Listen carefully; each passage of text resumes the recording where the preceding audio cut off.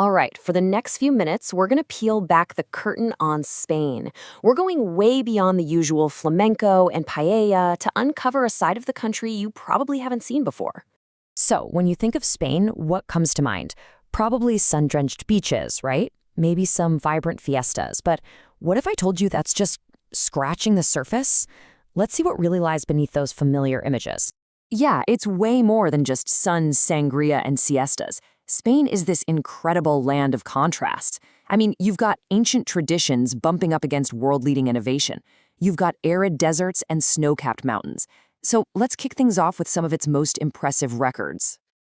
Okay, first section, a land of records. Because look, when it comes to some world-class achievements, Spain doesn't just compete, it seriously leads the pack. So let's start with this number right here, 45. What is that? Well, that's how many UNESCO World Heritage Sites you'll find in Spain. That puts it third in the entire world. And we're talking about everything from whole historic cities to the totally mind-bending architecture of Gaudi. And hey, if you're a beach lover, check out this number. Over 600 blue flag beaches. That's a world record, by the way.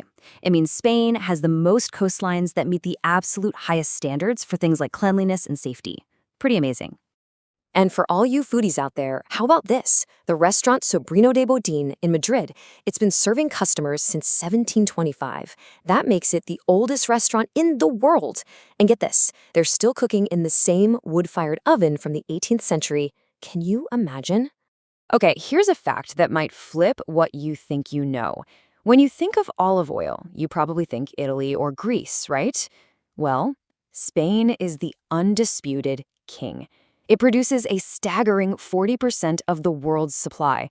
To put that in perspective, that's double what Italy makes and 4 times as much as Greece.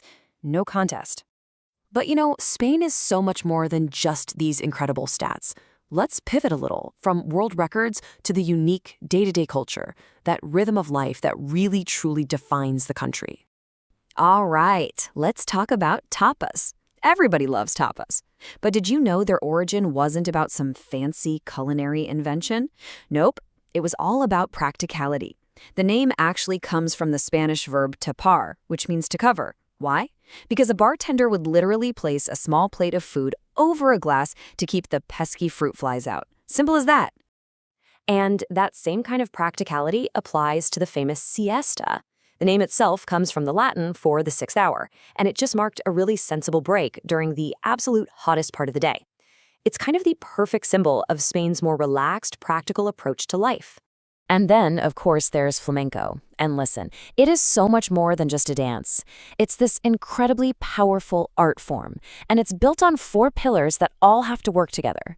You have the cante, that raw, soulful singing, the toque, the intricate guitar playing, the baile, the passionate dance, and the palmas, those sharp, rhythmic hand claps that just drive all that emotion forward. Here's a great little piece of trivia for you. Spain's national anthem, the Marcha Real, or Royal March, it has no official lyrics. No words at all. People have tried to add lyrics over the centuries, but for whatever reason, none have ever officially stuck. It's just pure music. Okay, but to really get a handle on the Spain of today, we have to look back a little. I mean, the country's modern identity is really built on a few huge pivotal moments from its past. So this timeline here shows just a few of those key turning points. You've got the Moors' arrival in the 700s, which kicked off an 800-year influence that you can still see everywhere in Spain's art and architecture. Then fast forward to the 20th century, which brought the deep scars of the Civil War and a really strange legacy. The dictator Franco actually shifted Spain's entire time zone to align with Nazi Germany. And guess what? That change is still in effect today. Let's zoom in on Don Quixote for a second. It was published way back in 1605, and its influence goes so far beyond Spain. I mean, it's widely considered to be the very first modern novel. Think about that. That makes it one of Spain's most significant gifts to global culture, period. All right, now let's dive into one of Spain's most defining features, and that's its incredible diversity. Seriously, it is absolutely not a single, uniform culture. Just take language, for example.